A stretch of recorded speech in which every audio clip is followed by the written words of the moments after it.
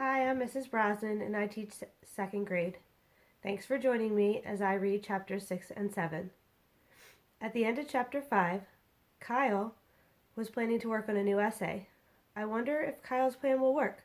Let's read and find out what happens. Chapter 6. Working on his library essay like he'd never worked on any essay in his whole essay writing life, Kyle crafted a killer thesis sentence that compared libraries to his favorite games.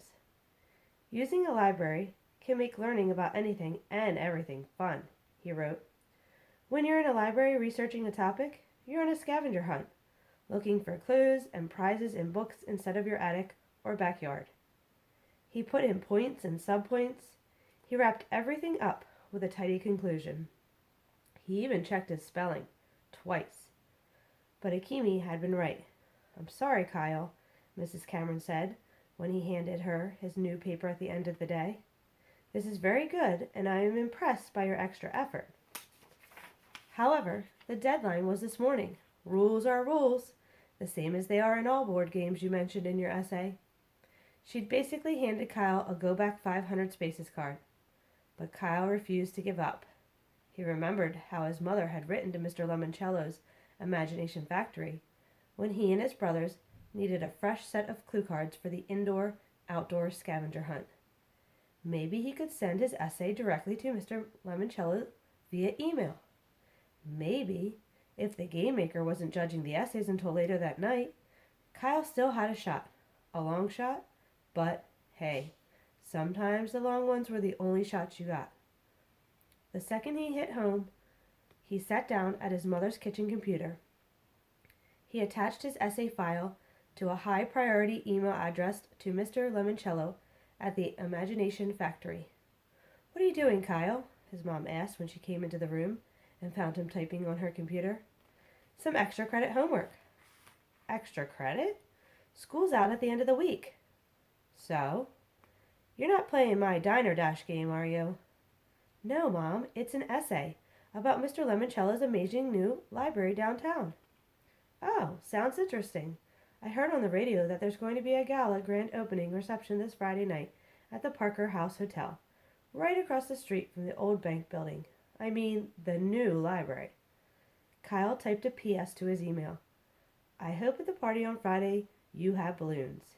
He hit send. "Who did you send your essay to?" his mother asked. "Your teacher?" "No, Mr. Lemoncello himself. It took some digging, but I found his email address on his game company's website." "Really? I'm impressed." His mom rubbed his hair. "You know, this morning I said to your dad, Kyle can be just as smart as Curtis and just as focused as Mike when he puts his mind to it." Kyle smiled. "Thanks, Mom." But his smile quickly disappeared when a bong alerted him to an incoming email from Mr. Lemoncello. It was an auto-response form letter. "Dear Lemoncello Game Lover, this is a no-reply mailbox. Your message did not go through. Do not try to resend it or you'll just hear another bong, but thank you for playing our games." It sounds like Kyle's not having good luck so far. Do you think he has a chance to win?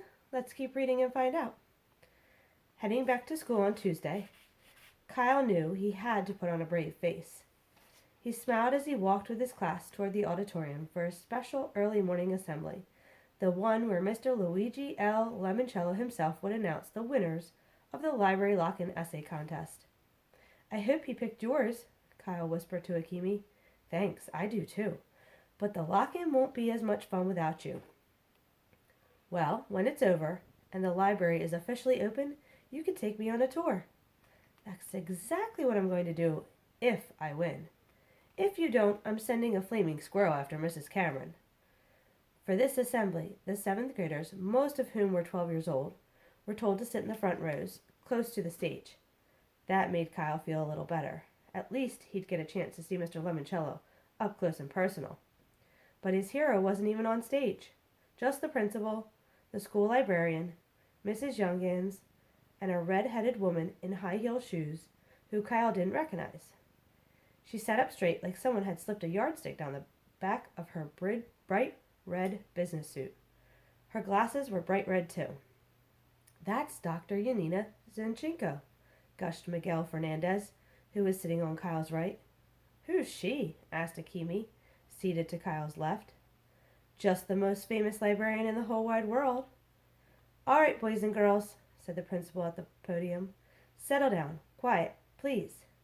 It is my great honor to introduce the head librarian for the new Alexandriaville Public Library, Dr. Yanina Zinchenko." Everybody clapped.